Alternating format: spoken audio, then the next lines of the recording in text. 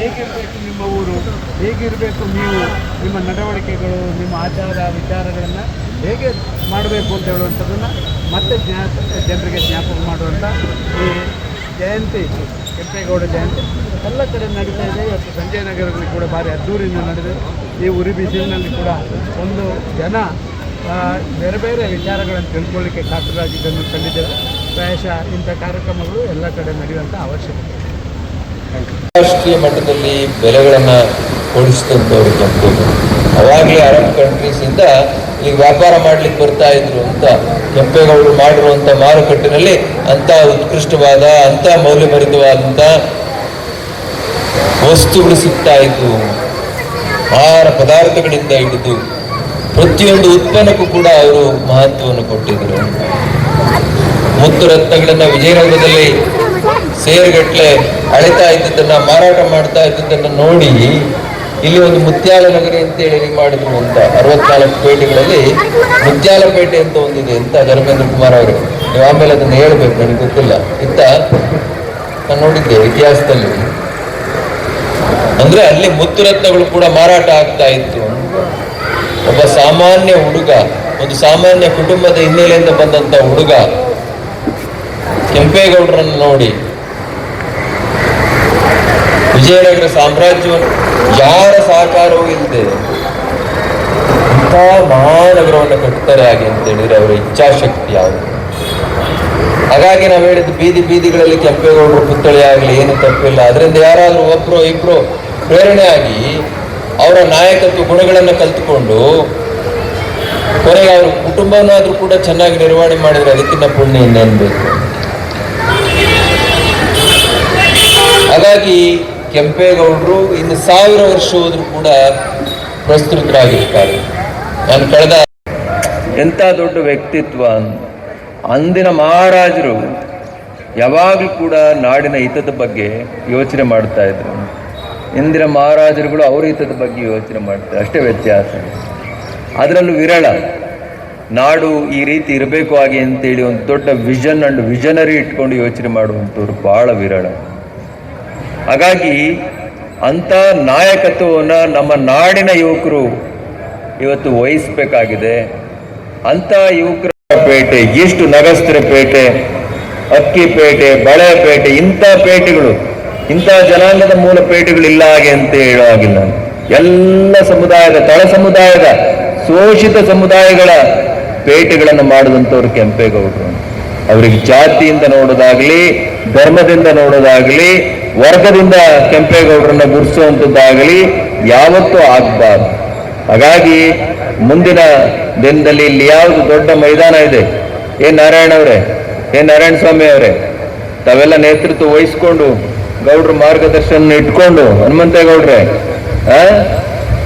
ಮನೆಯಿಂದಲೂ ಕೂಡ ನೀವು ಹೊರಟು ಬಂದು ಸಾವಿರಾರು ಸಂಖ್ಯೆಯಲ್ಲಿ ಎಲ್ಲರನ್ನು ಜೊತೆಗಿಟ್ಕೊಂಡು ವಿಶ್ವಾಸ ತಗೊಂಡು ನಮ್ಮೆಲ್ಲರನ್ನು ಕರೆದು ಒಂದು ಅದ್ಭುತವಾದ ಕೆಂಪೇಗೌಡರ ಜಯಂತಿಯನ್ನ ಮಾಡಿ ತೋರಿಸ್ಬೇಕು ಮಾಡ್ತಾ ಇದ್ರು ಅಲ್ವಾ. ಕೆಂಪೇಗೌಡರು ನಾಡನ್ನು ಕಟ್ಟಿದ್ರು, ಬೆಂಗಳೂರನ್ನು ಕಟ್ಟಿದ್ರು. ಆ ಮುಖಾಂತರ ಈ ಬೆಂಗಳೂರು ಒಂದು ಜಾಗತಿಕ ಕೇಂದ್ರವಾಗಿ ಉಳಿದಿದೆ. ಜೊತೆಯಲ್ಲಿ ಕೆಂಪೇಗೌಡರು ಒಬ್ಬ ಪಾಳೆಗಾರರಾಗಿ ವಿಜಯನಗರದ ಸಾಮ್ರಾಜ್ಯದಲ್ಲಿ ಸಾಮಂತರಾಗಿದ್ದರೂ ಸಹ ಅವರಿಗೆ ಈ ಬೆಂಗಳೂರನ್ನ ಕಟ್ಟುವಂತ ಶಕ್ತಿ ಹೇಗೆ ಬಂತು ಅನ್ನೋದನ್ನ ನೋಡಿದರೆ ನಾವೆಲ್ಲರೂ ಇತಿಹಾಸವನ್ನು ಮರ್ತ್ಬಿಟ್ಟಿದ್ದೀವಿ. ಯಾಕಂದ್ರೆ ಒಕ್ಕಲಿಗರನ್ನ ನೀವು ಯಾರನ್ನಾರು ಕೇಳಿದ್ರೆ ಕೆಂಪೇಗೌಡರಿಂದ ಬಂದು ಸದಾನಂದ ಗೌಡರಿಗೆ ಇತಿಹಾಸ ನಿಲ್ಲಿಸ್ತಾ ಇದ್ರು. ಈಗ ಡಿ ಕೆ ಶಿವಕುಮಾರ್ ಅವ್ರಿಗೆ ಬಂದು ನಿಲ್ಲಿಸ್ತಾರೆ. ಕೆಂಪೇಗೌಡರು ಬೆಂಗಳೂರು ಕಟ್ಟಿದ್ರು, ಆ ನಂತರ ಬಂದರೆ ಅವರು ಮುಖ್ಯಮಂತ್ರಿ ಆದ್ರೆ, ಇವರು ಮುಖ್ಯಮಂತ್ರಿ ಆದ್ರೆ, ಕೊನೆಗೆ ಈಗ ಕುಮಾರಸ್ವಾಮಿ ಇವರು ಡಿ ಕೆ ಶಿವಕುಮಾರ್ ಮುಖ್ಯಮಂತ್ರಿ ಹಾಕೊಂಡಿದ್ದಾರೆ. ಆದ್ರೆ ನಾವೆಲ್ಲರೂ ತಿಳ್ಕೊಂಡ್ರೆ ಇತಿಹಾಸ ಕೇವಲ ಕರ್ನಾಟಕಕ್ಕೆ ಅಥವಾ ಬೆಂಗಳೂರಿಗೆ, ಇಡೀ ದೇಶಕ್ಕಷ್ಟೇ ಸೀಮಿತ ಅಲ್ಲ. ಒಕ್ಕಲಿಗ ಮೂಲ ಪುರುಷರಾದಂಥ ಗಂಗರು ಸತತವಾಗಿ 850 ವರ್ಷಗಳ ಕಾಲ ಅಖಂಡ ಭಾರತವನ್ನು ಆಳ್ವಿಕೆ ಮಾಡಿರುವಂತ ಇತಿಹಾಸ, ಜಾಗತಿಕ ಇತಿಹಾಸ ಇದು. ಜೊತೆಯಲ್ಲಿ ನಮ್ಮಲ್ಲಿ ಎಷ್ಟು ನಾವೆಲ್ಲರೂ ಸಹ ವಿಶಾಲ ಮನೋಭಾವನೆಯಿಂದ ಯೋಚನೆ ಮಾಡ್ತೀವಿ. ಈಗ ಪೂಜಾರಿ ಮಾತಾಡ್ಬೇಕಾದ್ರೆ ಹೇಳಿದ್ರು ಕೆಂಪೇಗೌಡರನ್ನ ಒಂದು ಧರ್ಮಕ್ಕೆ ಜಾತಿಗೆ ಸೀಮಿತಗೊಳಿಸಬೇಡಿ ಅಂತ ಹೇಳಿ. ನಾವು ಹೇಳುವಂಥದ್ದು ಕೆಂಪೇಗೌಡರ ಜಯಂತಿ ಇದೆಯಲ್ಲ, ಅದು ಪ್ರತಿಯೊಬ್ಬ ಒಕ್ಕಲಿಗರ ಮನೆ ಹಬ್ಬ ಆಗ್ಬೇಕಪ್ಪ ಅಂತ ಹೇಳ್ತೀನಿ. ಯಾಕೆ ಗೊತ್ತಾ, ನಿಮ್ಮ ಮನೇಲಿ ಊರಬ್ಬ ಮಾಡ್ತೀರಪ್ಪ, ನಿಮ್ಮ ಮನೆಯಲ್ಲಿ ಮಾಡ್ತೀರಿ, ನಿಮ್ಮ ಮನೆ ದೇವರ ಮಾಡ್ತೀರಾ, ಊರಬ್ಬನ ಮಾಡ್ತೀರಾ, ನೀವೊಬ್ಬರೇ ಮಾಡ್ತೀರಾ, ನಿಮ್ಮ ನೆಂಟರಿಷ್ಟನ್ನು ಕರಿತೀರಾ ಮಾಡಿದ್ರಪ್ಪ. ಯಾವ ಒಬ್ಬ ವ್ಯಕ್ತಿಯ ವ್ಯಕ್ತಿತ್ವ ಆಗ್ಲಿ, ಆತನ ಜ್ಞಾನ ಆಗ್ಲಿ, ಆತನನ್ನ ಜಾತಿಯಿಂದ ಗುರುತಿಸಿದ ತಕ್ಷಣ ಹಾಳಾಗ್ಬಿಡುತ್ತಾ, ಕಡಿಮೆ ಆಗ್ಬಿಡುತ್ತಾ? ಕುವೆಂಪು ಅವರನ್ನ ಒಕ್ಕಲಿಗರಂತ ತಿಳ್ಕೊಳ್ಳಿಕ್ಕೆ ಈ ಒಕ್ಕಲಿಗ ಸಮುದಾಯಕ್ಕೆ ಎಷ್ಟೋ ವರ್ಷ ಬೇಕಾಯ್ತು ಅಲ್ವಾ? ಬಹಳಷ್ಟು ಒಂದು 15-20 ವರ್ಷದವರೆಗೂ ಕುವೆಂಪು ಒಕ್ಕಲಿಗ ಅಂತಾನೆ ಗೊತ್ತಿರ್ಲಿಲ್ಲ. ಎಲ್ಲರೂ ವಿಶ್ವಮಾನವ ಅಂತ ಇದ್ರು. ಯಾವಾಗ ಒಕ್ಕಲಿಗ ಸಂಘ ಸಂಸ್ಥೆಗಳ ಅವ್ರ ಫೋಟೋ ಹಾಕೊಂಡ್ರು ಅವಾಗ ಒಂದು ಸ್ವಲ್ಪ ಇವರು ಒಕ್ಕಲಿಗರು ಇರ್ಬೋದೇನೋ ಅನ್ನೋದು ಬಂತು. ಇಲ್ಲಿ ನಾವು ಯೋಚನೆ ಮಾಡಬೇಕಾಗಿರೋಂಥದ್ದು ಎಂಥ ಸಂದಿಗ್ಧ ಪರಿಸ್ಥಿತಿಯಲ್ಲಿ ನಾವಿದ್ದೀವಿ ಅಂತೀರಿ. ಯಾಕಂದ್ರೆ ಇಡೀ ಜಗತ್ತನ್ನು ಸಾಕುವಂಥದ್ದು ಒಕ್ಕಲಿಗ ಸಮುದಾಯ ಅಲ್ವಾ? ಇಡೀ ಜಗತ್ತಿನಲ್ಲಿ ಅತ್ಯಂತ ಶ್ರೇಷ್ಠವಾದ ಧರ್ಮ ಅನ್ನೋದೇನಾದ್ರೂ ಇದ್ರೆ, ಅಥವಾ ಅತ್ಯಂತ ಶ್ರೇಷ್ಠವಾದಂಥ ಒಂದು ಸಮುದಾಯ ಇದ್ರೆ ಅದು ಒಕ್ಕಲಿಗ ಸಮುದಾಯ. ನಾವೆಲ್ಲರೂ ಹೆಮ್ಮೆಯಿಂದ ಹೇಳ್ಕೊಳ್ಬೇಕು. ಯಾಕಂದ್ರೆ ಇಡೀ ಜಗತ್ತಿನ ಎಲ್ಲಾ ಧರ್ಮಗಳು ಬೋಧನೆ ಮಾಡತಕ್ಕಂಥ ದಯೆ ಮತ್ತೆ ದಾನದ ಗುಣ ಅಧಿಕವಾಗಿರುವಂಥದ್ದು ಒಕ್ಕಲಿಗರಲ್ಲಿ ಮಾತ್ರ ಅಲ್ವಾ? ಒಕ್ಕಲಿಗ ಒಂದು ಬೆಳೆದದನ್ನ ತನ್ನ ಶ್ರಮ ವಹಿಸಿ, ತನ್ನ ದುಡಿಮೆ, ನನ್ನ ಸಂಪತ್ತನ್ನು ಖರ್ಚು ಮಾಡಿ, ತನ್ನ ಸಮಯವನ್ನ, ತನ್ನ ಶಕ್ತಿಯನ್ನೆಲ್ಲ ವ್ಯಯ ಮಾಡಿ ಬೆಳೆಸೋದಿಲ್ಲ.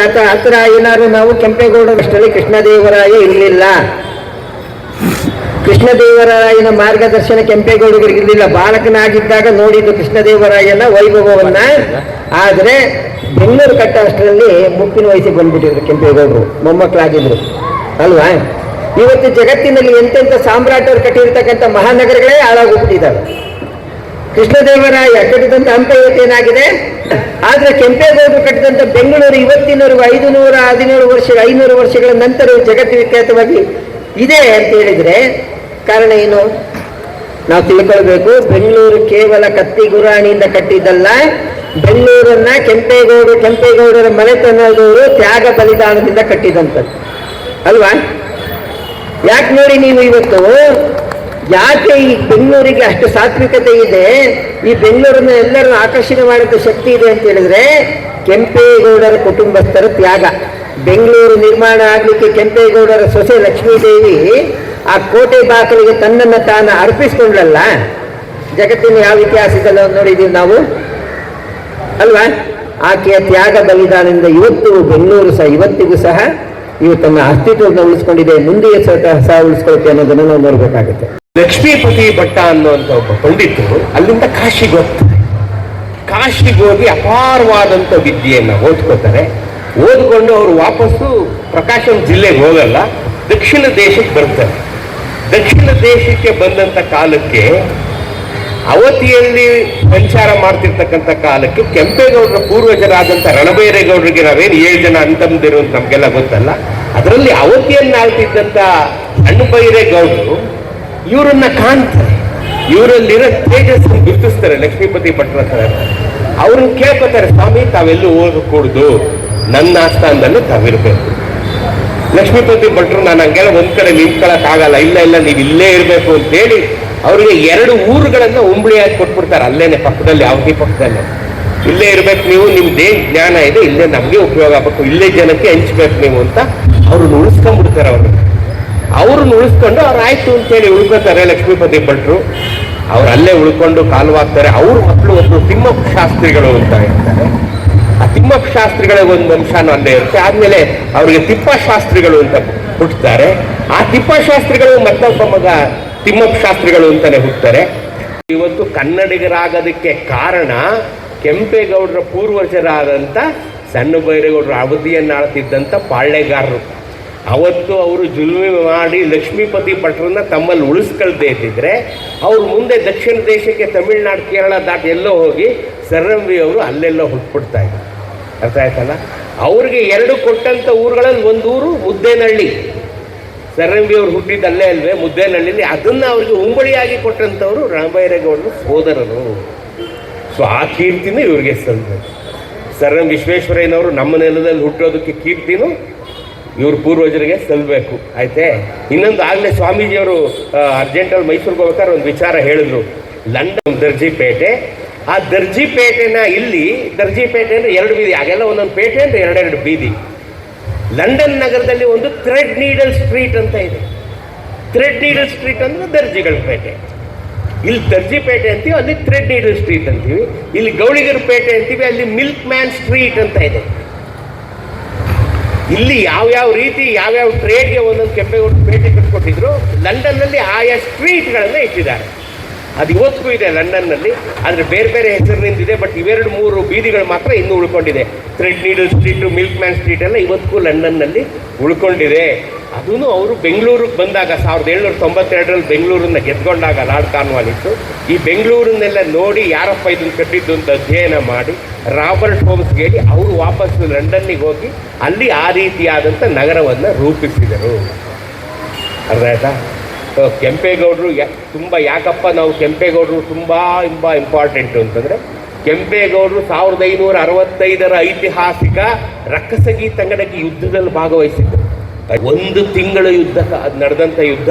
ಡಿಸೆಂಬರ್ 26ರಿಂದ ಜನವರಿ 27, 1565ರಲ್ಲಿ ಆ ಯುದ್ಧದಲ್ಲಿ ಭಾಗವಹಿಸಿದಂಥ ಕೆಂಪೇಗೌಡರು ಕೋಮಾಗಿ ಹೊರಟೋಗ್ತಾರೆ.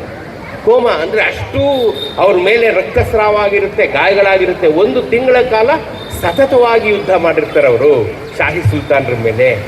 ಆಗ ಅವರು 3 ತಿಂಗಳಿಂದ 6 ತಿಂಗಳು ಇದ್ದಾಗ ತ್ಯಾಮಗಂಡ್ಲು ಕುಣಿಗಲ್ಲಿನ ಜನ ಇಡೀ ವಿಧವಾಗಿ ಶಾಸನ ಹಾಕ್ಸ್ತಾರೆ. ಯಾಕೆಂತಂದರೆ ಅವಾಗೆಲ್ಲ ಮಹಾರಾಜರು ಪಾಳ್ಯಗಾರರು ನಾನು ಇಲ್ಲಿ ಊರು ಕಟ್ಟಿಸ್ತೆ, ದೇವಸ್ಥಾನ ಕಟ್ಟಿಸ್ತೆ, ಕೆರೆ ಕಟ್ಟಿಸ್ತೆ ಅಂತ ಉಂಬಳಿ ಕೊಟ್ಟೆ ಅಂತ ಶಾಸನ ಹಾಕ್ಸೋ ಕಾಲದಲ್ಲಿ ಕುಣಿಗಲ್ಲಿನ ಮತ್ತು ತ್ಯಾಮಗಂಡ್ಲಿನ ಈ ನಮ್ಮ ಬೆಂಗಳೂರಿನ ಜನ ಕೆಂಪೇಗೌಡರಿಗೆ ಹುಷಾರಾಗಿ ಅವ್ರು ಮತ್ತೆ ನಮ್ಮನ್ನು ಆಡಳಿತ ಮಾಡೋ ಥರ ಆದರೆ ನಾವು ತಿರುಪತಿಗೆ ಸೇವೆ ಸಲ್ಲಿಸ್ತೀವಿ, ಕಂಚಿ ಕಾಮಾಕ್ಷಿಗೆ ನಾವು ಸೇವೆ ಸಲ್ಲಿಸ್ತೀವಿ ಅಂತ ಶಾಸನ ಹಾಕ್ತಿದ್ದಾರೆ. ಆ ಶಾಸನ ಇವತ್ತಿಗೂ ಕುಣಿಗಲ್ಲು ಮತ್ತು ತ್ಯಾಮಗೊಂಡ್ಲಲ್ಲಿದೆ. ಆ ಶಾಸನ ಇದು ಭಾರತದ ಏಕೈಕ ಶಾಸನ, ಜನರೇ ತಮ್ಮ ಪ್ರಭುವಿಗೆ ಹಾಕಿಸಿದಂಥ ಶಾಸನ. ಅಂದರೆ ಕೆಂಪೇಗೌಡರನ್ನ ಅವತ್ತಿನ ಜನ ಎಷ್ಟು ಪ್ರೀತಿಸ್ತಾ ಇದ್ರು ಅಂತ ಇದರಲ್ಲಿ ನಮಗೆ ಗೊತ್ತಾಗುತ್ತೆ. 2-3 ಹೊಸ ವಿಚಾರ ಹೇಳಿದ್ದೀನಿ. ಇನ್ನೊಂದ್ಸಲಿ ಭಾಳ ಬೇಗ ನನ್ನನ್ನು ಕರೆದು ನೀವು